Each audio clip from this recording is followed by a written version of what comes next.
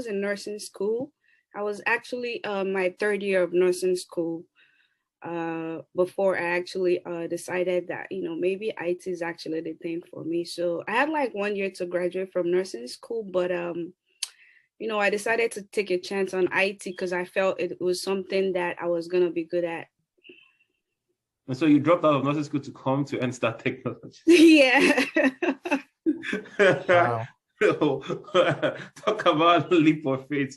And I'm glad it worked out. Did. So That was that's the best decision.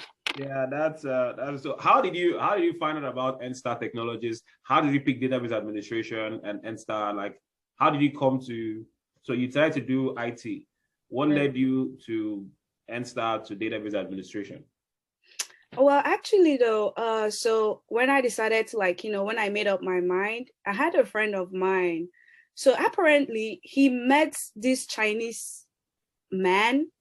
So my friend is actually an Uber driver. So he picked up this Chinese man, and the Chinese man told him that, you know what, I have this good professor that teaches database administration in Atlanta, and he's really good, and I would really want you to, like, meet him, and he's gonna, like, he has a very good track record of deploying DBAs into the work environment. So he called me immediately and told me, oh, look, Irene, I know that you wanted to do IT. I want to introduce you to somebody. So actually, my friend met this Chinese man just randomly, and spoke about NSTAR, and then my friend came back to tell me. I was like, you know what, yeah, let's do this. So that was how I reached out to you and knew about NSTAR.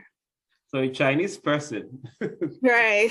I'll never forget that. All of you, whenever you talk to me now, you need to talk to me with some respect. You are worldwide now. Chinese International. International Nnamdi. So, like, you don't even talk to me anyhow from this point on. Don't even call me Nnamdi anymore. From now on, you call me Professor. Professor Nnamdi. All right. So excellent. That's so. It's very important. So she heard from a friend. Uber driver told a friend and told her, please don't hide me in your closet. Tell your friends about what we do, right? I don't want to be your best kept secret. I want to be on your social media. Trust me, I'm blowing your trumpet. Your friend introduce your friends, right? So don't hide what we do here. All right, so you don't have to sell your market. We are selling it for you. No, I'm just saying, we have human beings that they want to flex on their neighbor, so they won't tell the neighbor the secrets. Right. So, all right. Just I want us to get everything out of Onyinye before she goes. So I guess with regards to the class, how was the class for you? Right. What did you enjoy? Like, what was your journey through? Like, just taking the 10 weeks of class. How was that experience? What did you enjoy? Don't talk about the things you didn't enjoy. Oh, okay. Well, it was, like, the class it's not easy. It wasn't easy because you have to, like, you gotta pay attention, like, because you're learning something you're supposed to, like, learn in, like, years under, like, a space of 10 weeks. So it was really, like, uplifting. I mean, you guys have a very good professor. I really, like, learned a lot. Like, kind of like the class helped me so much. It was transitioning from nursing to, like, IT. It wasn't easy though. Like, I've never had experience with computer science. So, like, but attending the class, like, really helped me. I really did learn a lot during the 10 weeks that I spent with Mr. Nnamdi here. So the class was really, like, uplifting, and he teaches, like, makes you to understand things, like, you have to understand it. So it's like, it's not really, all the instructors are not like like him. He's really good, and he just makes sure, like, you excel and you're successful, because that's the point. You're attending the class because you want to get the job. So he makes sure that, okay, fine, teaches you things that you have to know. Like, you're not gonna once you're done with the class, you're not gonna come out and then hear things that you've not heard before from like him. So it's like once you're out and then you're looking for a job, it's still the same thing that you're gonna hear from like, you know, during your interviews. It's still the same thing you're gonna you know, come across, the same thing that you learned in class. So it's like a no-brainer. So the class is really, it was really good and kind of like helped me a lot to like, you know, transition into the market. All right, awesome. So that's good, and I'm sure they all agree about how legendary I am as a teacher. I'm global like that. Anyway, but it's not about me today. So let's transition into where your current situation now. So you just recently got a job offer. Do you mind sharing like where or who your employer is? If you want to share, you can tell us what the offer was, you know. Okay. Or maybe you can give us like you got a bump of $100,000 from you know, so people at least can have an idea of what the market is offering, what it looks like. Oh, okay. So actually I just got an offer with this company. It's a software company, Net Health. You know, they have like, you know, different clients. It's a company that actually like, you know, they build like, you know, softwares for nursing homes, hospitals, you know, wound care. So it's actually it's in Pennsylvania. With them I had like, you know, 2 rounds of interview actually. So you know, after the second round, you know, they decided to like, you know, hire me, and I got an offer for $60 per hour with them. So that's like Okay. Your first job, you got $60 per hour. yeah. Actually, that week I had like 3 interviews. So the first interview I had, they were offering 50 per hour. The second one was 55. Then the third one was 60, and that was the one I actually like, you know, got through with. So yeah, that was the offer though. All right, now so let's talk about your interview process. Like, how was that? How was the interviews? How did that go? What kind of questions were you asked? You know, and how did class prepare you for that, for those interviews? Like, was it completely different, or how close to the things you were doing in class and the interviews you did? How connected were they? How did class help you? Well, it's not different because SQL is SQL. So it's the same language you're gonna hear from the interviewers, like, you know, when you wanna interview. So it's the same thing you learn in class that you're still gonna get when you're taking your interviews. So in my situation, I graduated you know, from NSTAR November. So I had traveled to Nigeria, so I came back. So January, you know, I put in the work. You have to put in the work though. That's the thing. Like, you know, the class is very amazing. You're gonna learn, but then at the back end, you need to put in the work. You need to like, you know, you have to Google, you have to watch videos, you have to watch, you know, YouTubes, you have to like, you know, put in you have to want it to be able to get it. So like, you know, most people like maybe after class, you know, they relax and everything, but no, you just have to put in your own effort if you really want to like do it. So for the interviews, like, you know, in a situation whereby a company is interviewing like, you know, 5 people, they're looking for the best candidate. So now you have to give them the reason why you're the best candidate and why they should hire you. So because maybe the rest of the 4 are good, but you have to be the best. So it just, you know, coupled with the class and then, you know, your extra effort, maybe after the training or even during the training, like, you know, that's really gonna help you, you know, towards your when you start taking interviews. So with that, you know, putting in the work, I, you know, used a lot of materials, you know, I did a lot of researches, and it's the same thing. SQL is SQL. So for my interview, it was actually like 2 rounds of interview.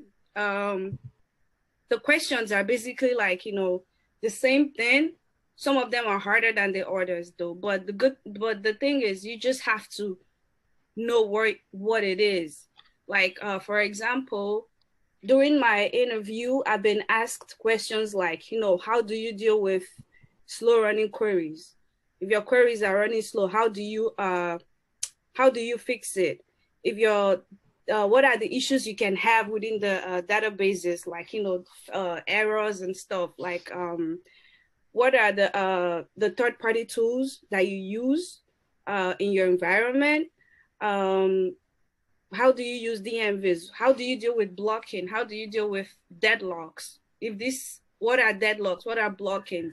What are the monitoring tools that you have? Like, and then also one of the interviews I was actually asked to write queries, using select statements and all that.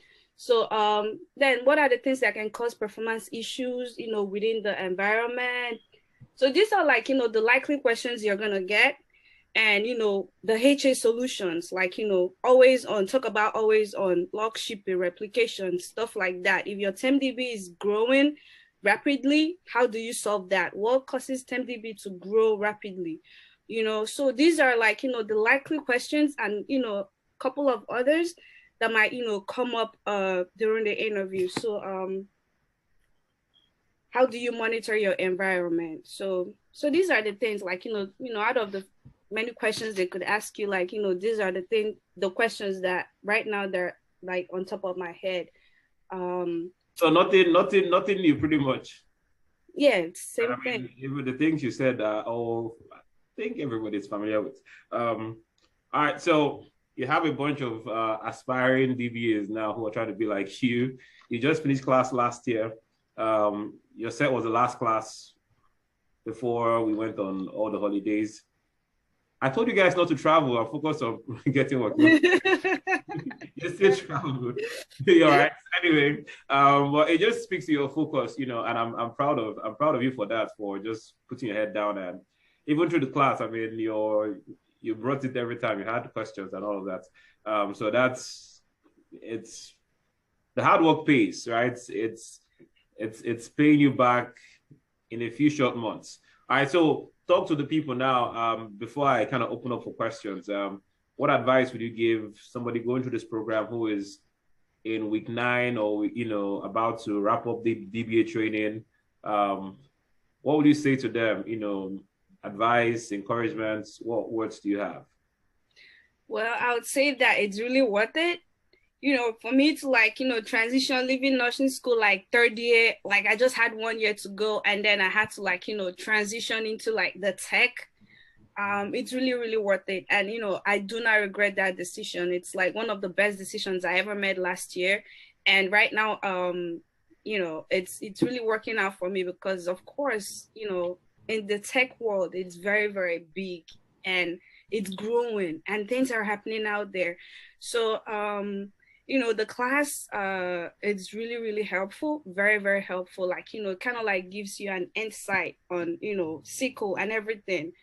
So, just do not stop, keep going is really worth it. Because at the end of the day, when you get that job and, probably get your first paycheck, you're going to be like, wow, it was really worth it. So, you're making back the amount you actually paid for this training, like in 2 weeks. I mean, what beats that? So you just have to try and put in the work. You have to put in the work. That's the thing. You have to, maybe after the training, you have to go back. Because when immediately we finished the training, I started reaching out to people. It was a lot of DBAs that Mr. Nnamdi had taught in the past that I reached out to.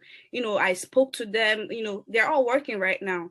I spoke to them, and they gave me like they just gave me like things to expect. Like you just have to like communicate with other DBAs, so that way people that are already in the market, that way you know what's going on. Because of course there are too many opportunities out there, but the one thing I'm gonna say is you just have to put in the work.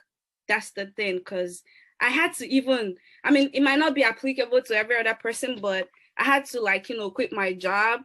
And then I spent like every day I was spending like 7 hours learning SQL. learning SQL. I was like, you know what, I'm just gonna get this. I'm gonna get this job, because you know there are DBAs out there. If they can do it, that means I can do it. If people can make 6 figures by just, you know, training of 10 weeks, why can't I do it? So at the end of the day, you just have to want this, and then you have to put in the work, and of course it's gonna pay off. Like, there are too many opportunities, and you know, SQL is like, you know, big. The most companies use SQL, so it's very big. So I would say, you know, just keep pushing, and you know, do not give up. A lot of people, you know, do the training and then they do not even follow up. I know a lot of people that did the training and then they do not follow up. You just have to follow up and, you know, want it, and then, you know, go for it. Like, the market is very big, and of course it's real. If you ever get tired of working as a DBA and you want to come and teach and join me and be motivating people, please, because I think you're doing a better job at gingering than me. But thanks for sharing your journey with us.